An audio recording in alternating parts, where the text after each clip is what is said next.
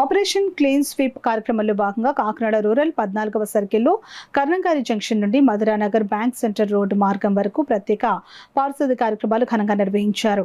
ఈ కార్యక్రమంలో ముఖ్య అతిథులుగా అడిషనల్ కమిషనర్ సుధాకర్, కాకినాడ జిల్లా టీడీపీ ప్రధాన కార్యదర్శి పింకె శ్రీనివాస్ బాబా పాల్గొని పారిశుద్ధ్య కార్మికులతో కలిసి స్వచ్ఛతా పనుల్లో చురుకుగా పాల్గొన్నారు.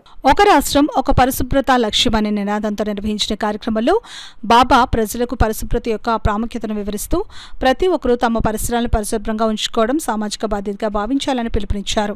తడి పొడి చెత్తలను వేరువేరుగా సేకరించి మున్సిపల్ సిబ్బందికి అందించాలని, ప్లాస్టిక్ వినియోగాన్ని తగ్గించి స్వచ్ఛమైన వాతావరణ నిర్మాణానికి ప్రతి కుటుంబం సహకరించాలని సూచించారు. ఇంటి పరిసరాల్లో నీరు నిల్వ ఉండకుండా చూసుకోవాలని, ప్రతి వీధి పరిశుభ్రంగా ఉంటేనే వ్యాధులు దూరమవుతాయని బాబా తెలిపారు.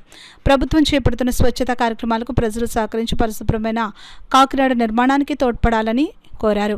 ఈ కార్యక్రమంలో SC corporation director Kollabathula Apparao, MHO Prithvi Sharan, sanitary inspector Durgarao, Paluvela Trimurthulu, SC corporation director Kollabathula Apparao, Konala Krishna, Eswar, Inti Rajesh, Madhu, Padma Kalyani, Ramarao, రాజు, సెక్రటరీలు, సిబ్బంది, పెంకె సత్యనారాయణ, మొలసా నాగేశ్వరరావు తదితరులు పాల్గొన్నారు. మనం కూడా మమేకమయ్యి మన పని మనం చేసుకోవాలని ఉద్దేశంతో ముఖ్యమంత్రి గారు పెట్టారు. ఈ వారం రోజుల్లోని కాకినాడ మున్సిపాలిటీలో ఎక్కడా చెత్త ఉండకూడదు రోడ్ల మీద. రెండవది, మనం నెక్స్ట్ వీక్ అంతా ఎక్కడ కాలువలు బ్లాక్ అయిపోయినా కాలువలో ఉన్న చెత్త అంతా కూడా తీసేసి ప్రోగ్రాం. అది అయిన తర్వాత 3వ వారం వచ్చినప్పటికీ మనం ఇంట్లో ఉన్న చెత్త దాన్ని వెహికల్స్ వస్తాయి, దానికి డివైడ్ చేయాలి.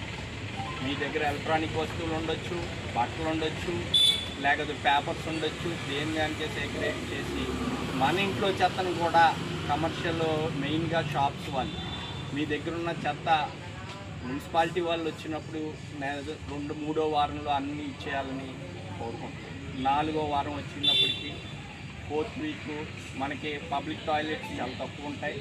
కానీ ఎక్కడ పబ్లిక్ టాయిలెట్స్ ఉన్నా అన్నీ కూడా మనుషులు వెళ్ళేలాగా ఎంచేతంటే ఇన్నాళ్ళు ఎలా ఉందంటే ఉన్న పేరుకే తప్ప లాక్లు ఇస్తుండి ఎంచేత శుభ్రం చేసుకోలేక